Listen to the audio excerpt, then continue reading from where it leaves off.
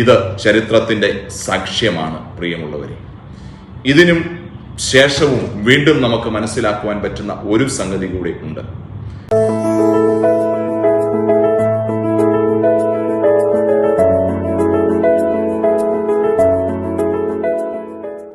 French തത്വചിന്തകനായിരുന്ന Voltaire 1776 ഒരു statement നടത്തി. അത് ഇപ്രകാരമാണ്: അദ്ദേഹത്തിന്റെ മരണത്തിന് 100 വർഷങ്ങൾക്ക് ശേഷം ഈ ലോകത്ത് ബൈബിൾ എന്ന് പറയുന്ന വിശുദ്ധ ഗ്രന്ഥം അത് പുരാവസ്തുക്കൾ മാത്രം ശേഖരിക്കുന്ന ഇടങ്ങളിൽ സൂക്ഷിച്ചു വെക്കുന്ന ഒരു ഗ്രന്ഥമായിട്ട് മാറും.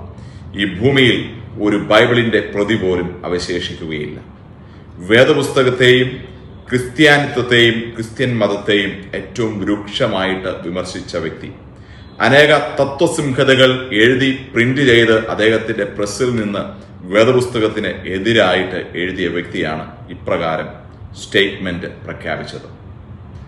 എന്നാൽ ചരിത്രം നമ്മൾ പരിശോധിക്കുമ്പോൾ ഈ വേദപുസ്തക ഞായറാഴ്ചയായിട്ട് ഡിസംബർ മാസം 1-ാം ഞായറാഴ്ചയും 2-ാം ഞായറാഴ്ചയും നമ്മൾ സെലിബ്രേറ്റ് ചെയ്യുമ്പോൾ ദൈവവചനത്തിന്റെ പ്രാധാന്യത്തെക്കുറിച്ചും ദൈവവചനം മനുഷ്യ ഹൃദയങ്ങളിൽ വരുത്തുന്ന രൂപാന്തരത്തെക്കുറിച്ചും ദൈവത്തിന്റെ വചനം ഈ ലോകത്തെ മാറ്റിമറിക്കുന്നതിനെ കുറിച്ചുമുള്ള ഒരു ഉദാഹരണമായിട്ട് ഈ ചരിത്രം ഞാൻ പങ്കുവയ്ക്കട്ടെ.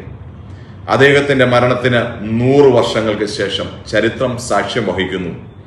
അദ്ദേഹത്തിന്റെ ഭവനം ഇരുന്നിരുന്ന ആ സ്ഥലം ജനീവ ബൈബിൾ സൊസൈറ്റിയുടെ ആയിരക്കണക്കിന് ബൈബിളുകൾ ഡിസ്ട്രിബ്യൂട്ട് ചെയ്യുന്ന ഡിസ്ട്രിബ്യൂഷൻ കേന്ദ്രമായിട്ട് മാറുവാനായിട്ടിടയായി തീർന്നു.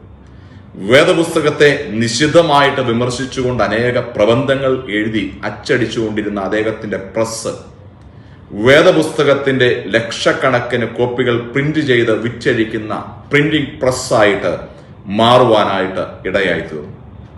ലോകത്തെ മാറ്റിമറിക്കുന്ന ദൈവത്തിന്റെ വചനം എന്തെല്ലാം മാറിയെന്ന് പറഞ്ഞാലും മാറ്റമില്ലാത്ത അൺചേഞ്ചിങ് ആയിട്ടുള്ള ദൈവത്തിന്റെ മാറ്റമില്ലാത്ത വചനം. ഇത് ചരിത്രത്തിന്റെ സാക്ഷ്യമാണ് പ്രിയമുള്ളവരെ. ഇതിനും ശേഷവും വീണ്ടും നമുക്ക് മനസ്സിലാക്കുവാൻ പറ്റുന്ന ഒരു സംഗതി കൂടി ഉണ്ട്. അദ്ദേഹത്തിന്റെ മരണത്തിന് 150 വർഷങ്ങൾക്ക് ശേഷം അദ്ദേഹം എഴുതിയിരുന്ന തത്വസംഹിതകളൊക്കെ അടങ്ങിയിരുന്ന പുസ്തകം വെറും 11 സെന്റിന് വിറ്റ് അഴിക്കപ്പെടുവാനായിട്ടിടയായി തീർന്നപ്പോൾ അതിപുരാതനമായിരിക്കുന്ന പുതിയ നിയമത്തിന്റെ കൈയെഴുത്ത് പ്രതി AD 350 എഴുതപ്പെട്ടു എന്ന് അറിയപ്പെടുന്ന പുരാതന പുതിയ നിയമത്തിന്റെ കൈയെഴുത്ത് പ്രതി ബ്രിട്ടീഷ് ഗവൺമെന്റ് ഏറ്റുവാങ്ങിയത് $5 ലക്ഷം. ഇന്നും ബ്രിട്ടീഷ് മ്യൂസിയത്തിൽ അത് പുരാതന ഗ്രന്ഥമായിട്ട് സൂക്ഷിച്ചിരിക്കുന്നു. മനസ്സിലാക്കുക, ഈ ലോകത്തുള്ളത് എന്തെല്ലാം മാറിയാലും മാറ്റമില്ലാത്തത് ദൈവത്തിന്റെ വചനം.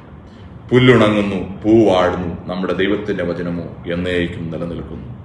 ദൈവത്തിന്റെ വചനം നെഞ്ചിലേറ്റിക്കൊണ്ട് ഈ ലോകത്ത് ക്രിസ്തുവിന്റെ സാക്ഷികളായിട്ട് ഈ ലോകത്തെ മാറ്റം വരുത്താൻ സർവശക്തനായ ദൈവം നമ്മളെ എല്ലാവരെയും സഹായിക്കുമാറാകട്ടെ. ഈ ബൈബിൾ സൺഡേ ഏറ്റവും അർത്ഥവത്തായി സെലിബ്രേറ്റ് ചെയ്യുവാൻ എല്ലാ സഭകളെയും ദൈവം ഇടയാക്കട്ടെ എന്ന് പ്രാർത്ഥിച്ചുകൊണ്ട് ആശംസിച്ചുകൊണ്ട് ഞാൻ എൻ്റെ വാക്കുകളെ ഉപസംഹരിക്കുന്നു. ഈ വചനത്തിന്റെ വക്താക്കളായി അംബാസഡേഴ്സായിട്ട് നമുക്ക് നിലനിൽക്കാം. ആമേൻ.